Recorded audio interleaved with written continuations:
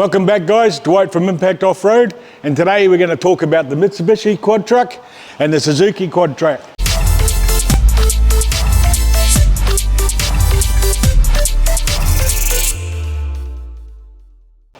What we've found is an increasing number of damage to the lower sill panels from incorrect jacking points. And the Suzuki over here and the damage done under here. Now a lot of modern cars, they allow us to jack under the sill, but unfortunately the Suzuki doesn't.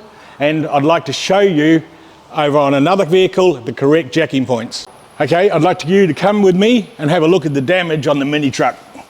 If you have a look under here, you can see lots of damage. An incorrect jacking point there, and somebody else has tried to lift it there, and they come across. We also have the same problem here. It's had a pad here and a pad here at some stage, and they've tried to lift the truck and it's actually started to crease it. Now let's go and see the correct procedure.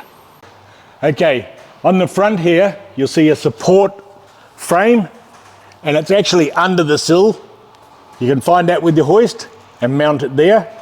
On the other side you have to be very careful because of the air filter, but there's enough room for a hoist.